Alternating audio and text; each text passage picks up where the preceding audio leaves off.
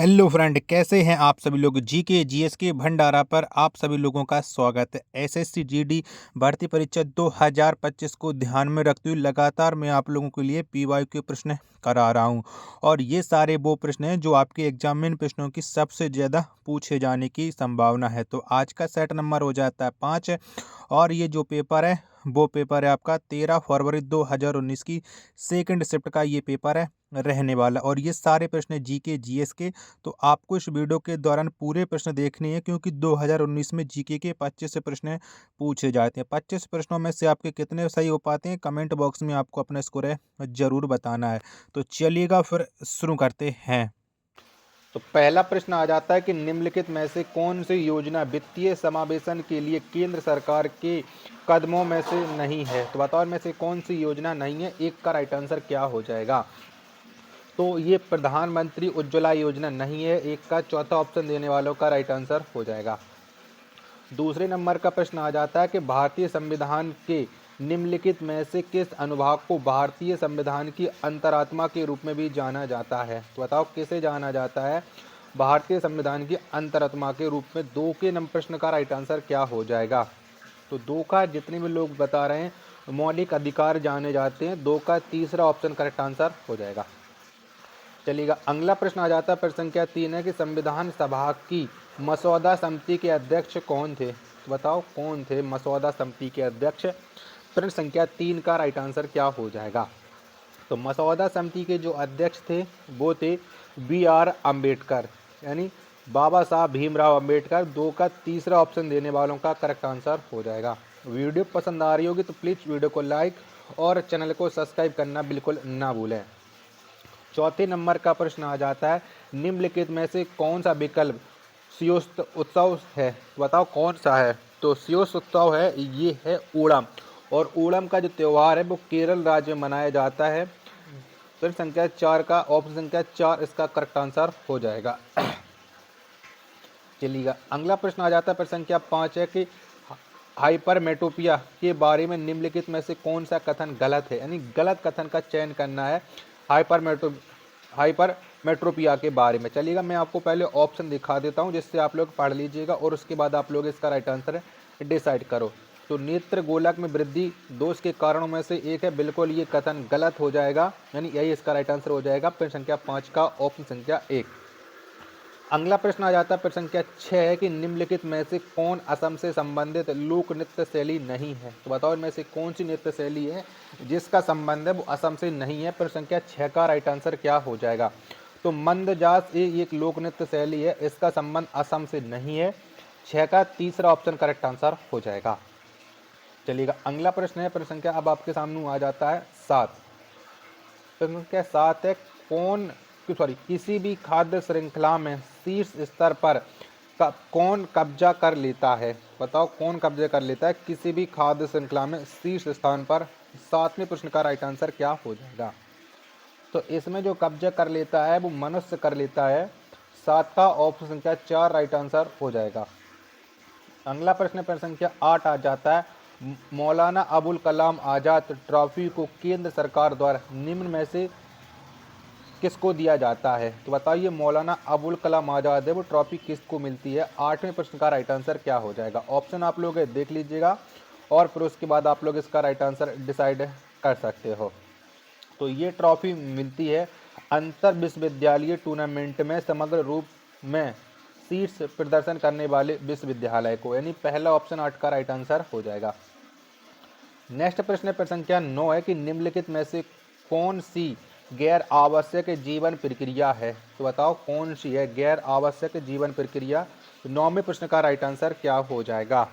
तो ये है संचरण। कौन सी है, संचरण है। 9 का दूसरा ऑप्शन करेक्ट आंसर हो जाएगा। प्रश्न संख्या 10 आ जाता है निम्नलिखित में से किस राज्य में जनसंख्या घनत्व सबसे अधिक है। तो बताओ इन चारों ऑप्शनों के अकॉर्डिंग सबसे ज़्यादा जनसंख्या घनत्व किस राज्य में है। तो ये है बिहार में। 10 का पहला ऑप्शन करेक्ट आंसर हो जाएगा।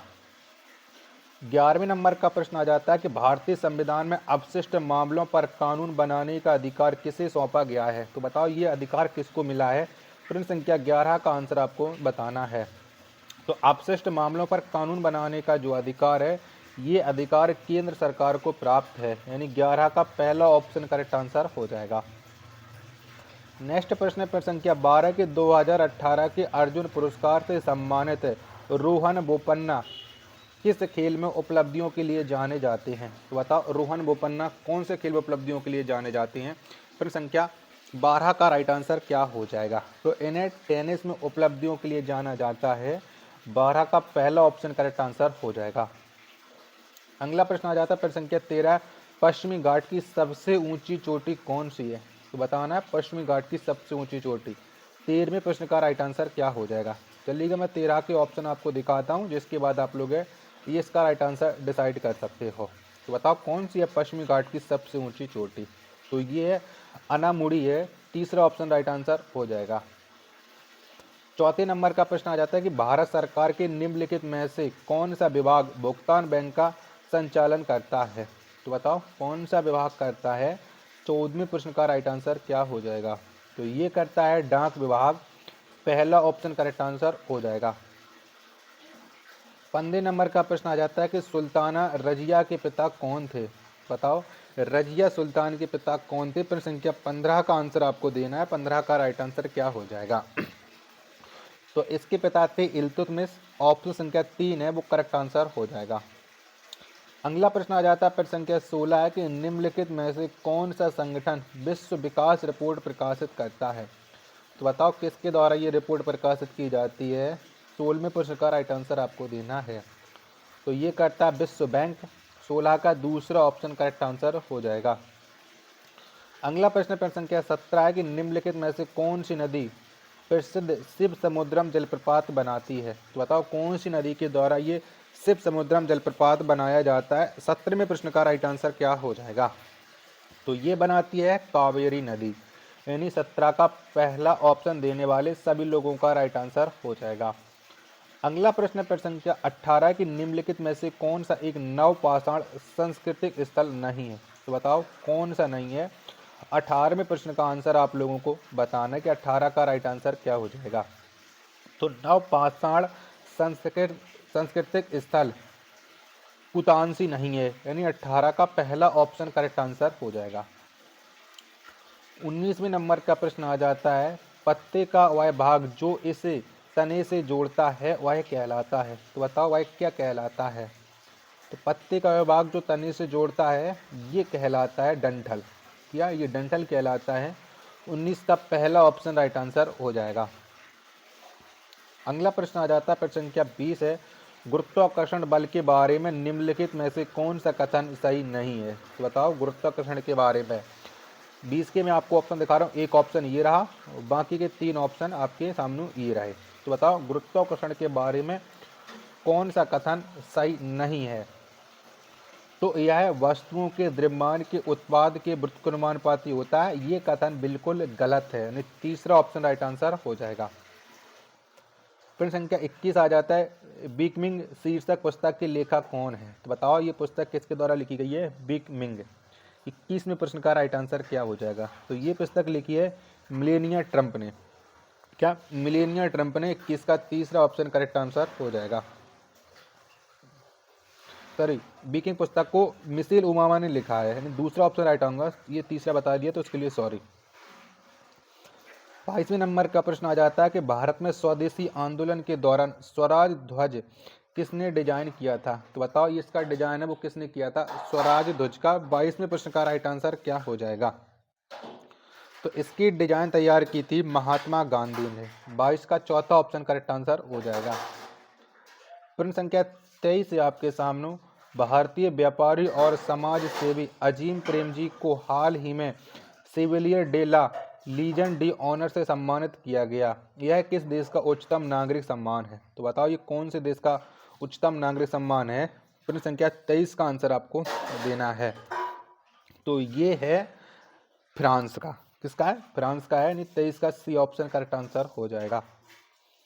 24वें नंबर का प्रश्न आ जाता है निम्नलिखित में से कौन विश्व विरासत स्थल नहीं है? तो बताओ इनमें से कौन सा नहीं है विश्व विरासत स्थल? 24वें प्रश्न का राइट आंसर क्या हो जाएगा? तो ये आदमगढ़ सैलासराय नहीं है। तीसरा ऑप्शन करेक्ट आंसर हो जाएगा।